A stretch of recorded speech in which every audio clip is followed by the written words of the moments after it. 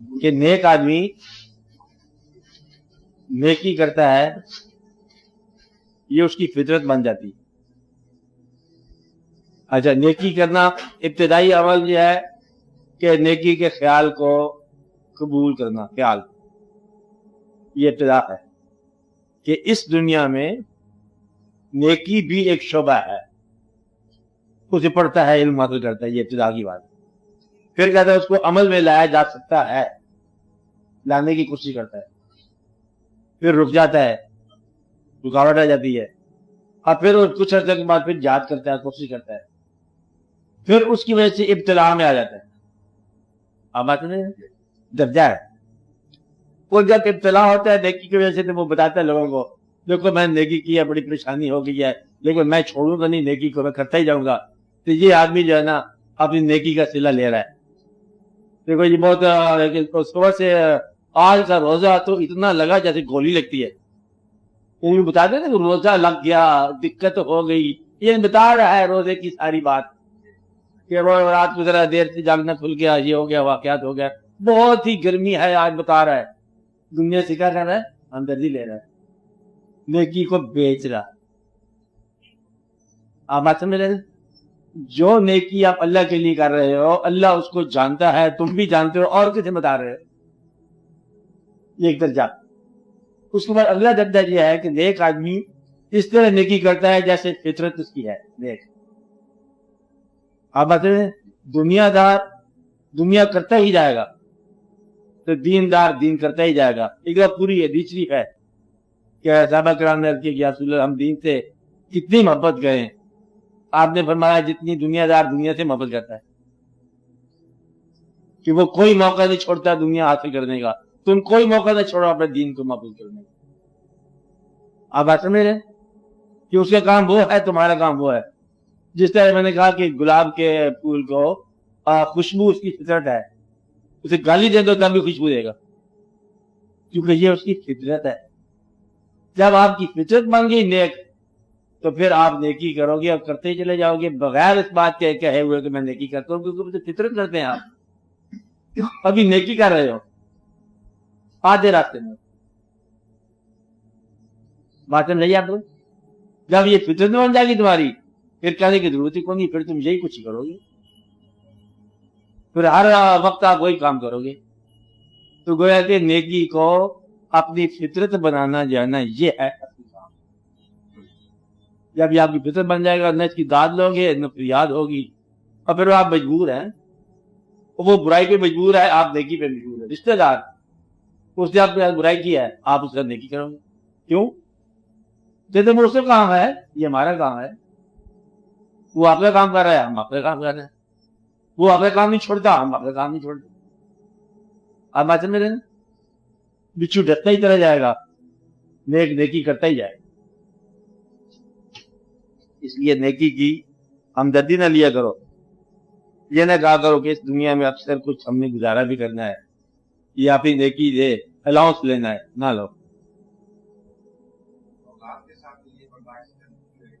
کیا اولاد کیا کے بعد اب وہی ذمہ دار اسلام، ملکیت، والدین تو رخصت کر دیا نا، آزاد ہو گئے۔ شخصیت دے سکتے ہو، ایکسپیکٹیشن کرو، مشورے دو، رائے دو، اگر حکم میں آئے تو حکم بھی دو، لیکن اگر وہ حکم میں نہیں آئے تو اسی طرح جس سے ایک فرد واحد ہے جواب دے، پھر اپنا فرد جواب دے نا۔ ہر انسان اپنی اپنے عمل کے جواب دے نا۔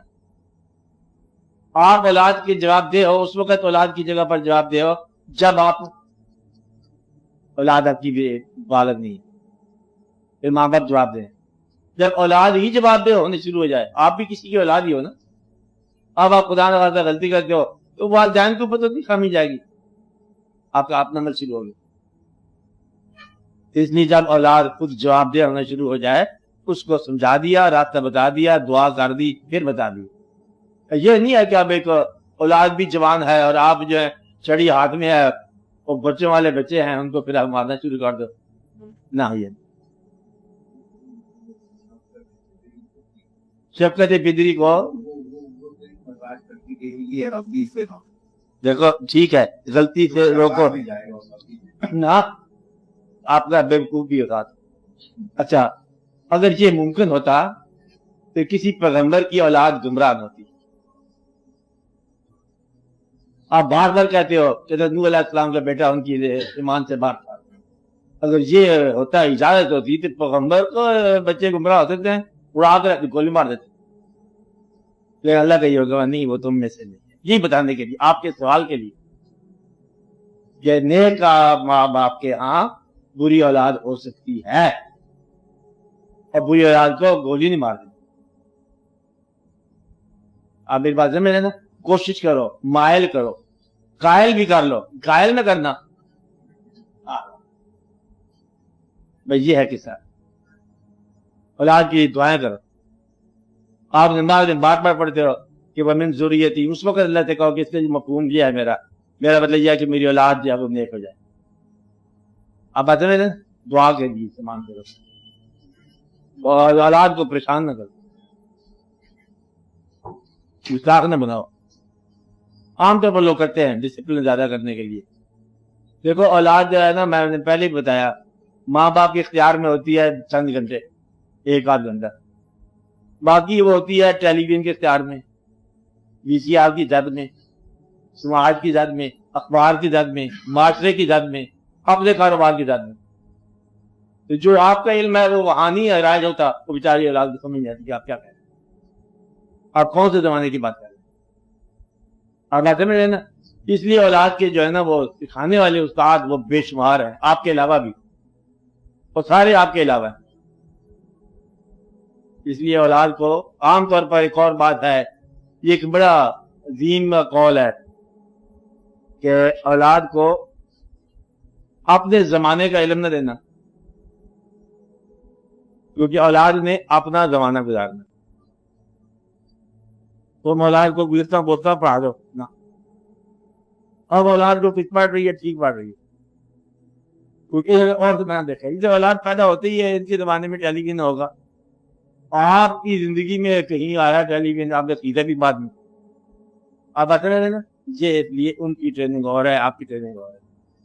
आपके यहाँ स्कूल जाओ, मस्जिद में तालीम होती थी आपके यहाँ, और आपकी औलाद आपने दाखिल कराई है इंग्लिश मीडियम में, जरूरी बात, उनको आला तालीम दी है ना, तो आला तालीम ने उनको अदना बना दिया। तो ये वजह है फर्क। अब आप इसके लिए दुआ करो और परेशान होने की कोई बात ना करो। औलाद ठीक है आपकी, थोड़ी सी गलत भी ठीक है, आप ऐसे में उनकी और दिन है और याम है, चांद का जमाना और है उनका, उनके तरीके और हैं। आपके यहाँ तो बिल नहीं होते थे बिजली के, ये पैसे ले लो मस्जिद में तेल का इस्तेमाल कर देना, तो आप क्या कहेंगे? मौलवी साहब को VCR के पैसे दे आओ। मौलवी साहब भी तो करते थे, कारोबार नहीं करते, जरूर करते हैं। ये जब पहले दफा इंडिया का फिल्म लगा आपके टेलीविजन लाहौर में, तो बेशुमार लोगों ने ड्राइविंग रास्ते में रोक दी। रमजान शरीफ की कोई तरीक थी, कितने मौलवी साहब बीमार हो गए थे इस रास्ते में, को लगनी थी फिल्म कोई हिंदुस्तान पहले। ओ पिंडी से लोग आ गए थे, याद है आपको? आपको नहीं याद? तो पिंडी से बाकी शहरों से लोग आ गए, मेहमान आए हुए हैं कि हिंदुस्तान से कोई फिल्म आ रही है, पागल हो गई सारी कौम। कहते थे शहर खाली हो गए थे, बाजार रमजान शरीफ का महीना, तरावी का वक्त, वो तरावी मस्जिदें खाली हो गई। ये है आपका माशरा। इस माशरे में जो हीरो है आपका, वो फिल्म लाइन का है, टेलीविजन के हीरो है। आपके जमाने में मौलवी साहब हीरो होते थे और वो जमाना नहीं रहा।